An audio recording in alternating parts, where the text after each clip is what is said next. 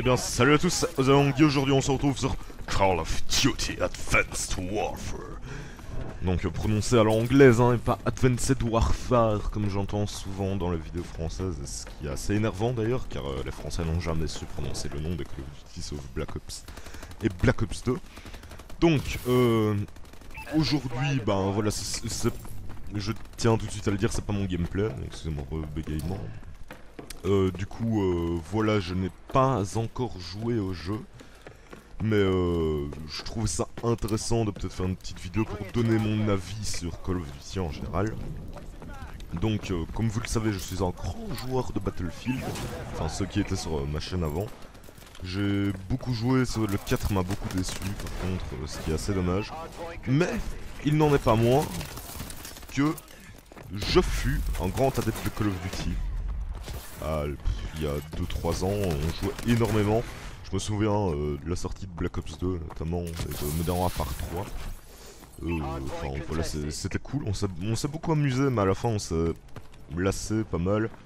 Ghost, je l'avais quand même acheté, parce que j'achète toujours à Call of Duty, celui-ci j'achèterai aussi, hein, faut pas le croire, dès qu'il sort, bah... En fait il sort le jour de mon anniversaire, et vu que j'ai rien à demander pour mon anniversaire, voilà. En fait il sort juste avant mon anniversaire celui-ci. Du coup, j'aime bien Call of Duty parce que c'est marrant à jouer, on va dire ça comme ça. Je vois pas beaucoup d'intérêt dans les... Enfin, je ne vois plus beaucoup d'intérêt dans les graphismes. Avant, on misait beaucoup sur le graphisme. Oh oui, un nouveau moteur graphique, mais... sérieux, y a plus rien à attendre de ça. Ouh, le petit punch là qui passait bien. Y a plus vraiment grand chose à attendre des graphismes. De toute façon, j'en ai un peu plus rien à foutre. Tant le principe, j'ai remarqué ça avec Ghost, c'est que au début, quand j'ai acheté Ghost, après j'étais vraiment une merde, mais bon, au début je m'amusais bien. J'ai 30 heures de jeu sur le bazar, du coup je peux vous dire que je m'amusais bien. Et c'est ça le principal, c'est de s'amuser. On va pas aller chercher les graphismes, les armes cheatées et tout. Non les mecs, le principe, c'est si vous avez déjà des amis qui jouent à ça, jouez avec vos amis. Faites des équipes, faites des tournois, je sais pas, mais amusez-vous, bordel. Parce que les gens, ils sont toujours là à râler. Oh oui, mais ceci, cela, et puis c'est moche, etc. Mais on s'en fout. On s'en fout, sérieux. Le principal, c'est de passer un bon moment. Et c'est ça qui est important. Après, si vous ne passez pas un bon moment, je peux comprendre que vous crachez sur le jeu. Ça m'est déjà arrivé pas mal de fois. Du coup, j'ai vu qu'il y avait pas mal de nouveautés en termes de gameplay quand même dans ce Call of Duty, notamment le double saut, etc. Un petit peu à la Titanfall, mais beaucoup moins à plus petite échelle que Titanfall, parce que sur Titanfall, vous pouvez marcher sur un mur, faire n'importe quoi. Ici, c'est juste des bêtes double saut. Et tu peux aussi sauter en arrière, ce qui est assez intéressant. C'est assez marrant, j'avais vu ça dans le trailer.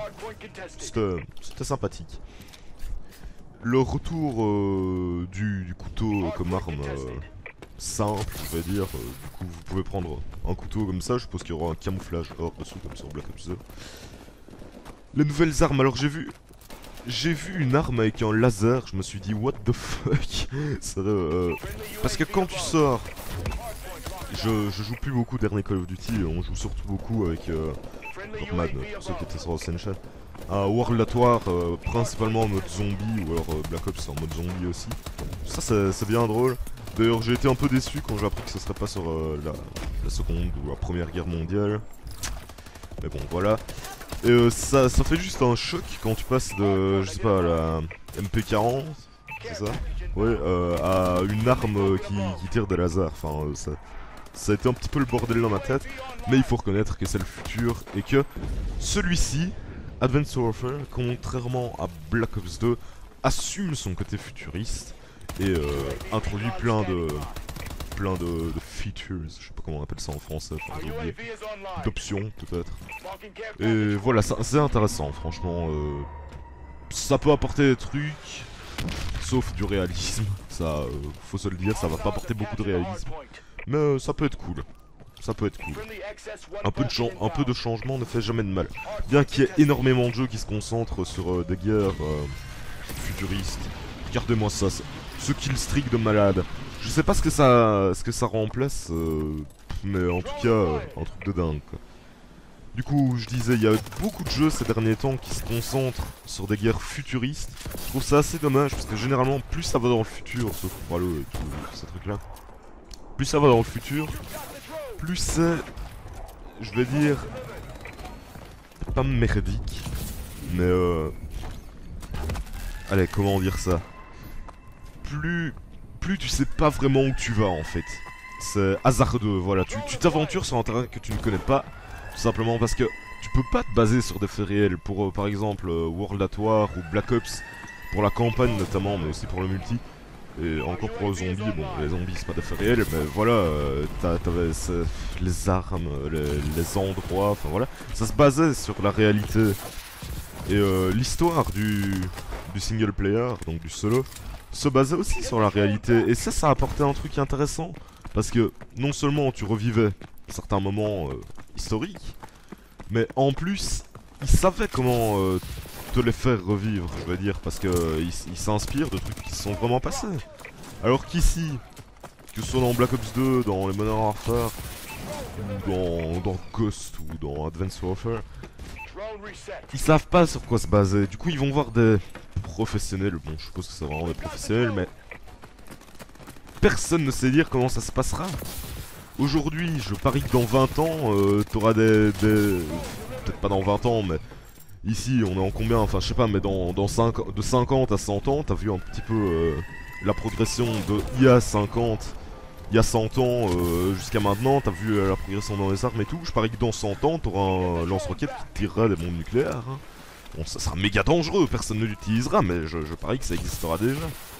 Avec la technologie qu'on peut avoir, j'ai vu un mec qui a inventé l'hoverboard. Tu sais, de Retour vers le futur. C'est pas mal, hein. Mais ça... Faut faire gaffe dans la vraie vie de ne pas se laisser dépasser par la technologie, hein, parce que ça peut foutre la merde, voilà. Ici, le sniper sans lunettes, vous remarquerez que, comme sur Black Ops, on peut enlever la lunette, ce qui est assez sympathique. Je connais pas toutes les armes, je vois que celle-ci.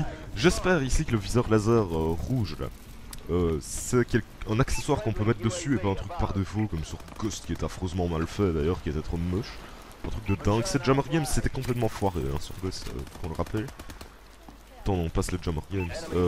Infinity Ward, excusez-moi, je me perds dans les noms des sociétés. Donc ici, c'est Sledgehammer Games. J'espère qu'ils ont fait du bon travail. J'ai entendu qu'il y aura un mode survie avec une manche dédiée aux zombies. Voilà. J'aurais préféré un mode zombie à part entière, mais on attendra Black Ops 3. Si jamais il y a un Black Ops 3 ou si Treyarch commence une nouvelle série, enfin bref, on verra bien. Ce ne sera que dans un an ou peut-être deux, hein, parce qu'ils nous ont fait un coup cette année là. Du coup voilà, nous verrons bien. Et voilà, je pense que j'ai un petit peu fait le tour sur la question. J'ai vu un nouveau mode de jeu que Monsieur le V12 appelait le mode Quidditch. J'ai complètement oublié comment il s'appelait. Sur un...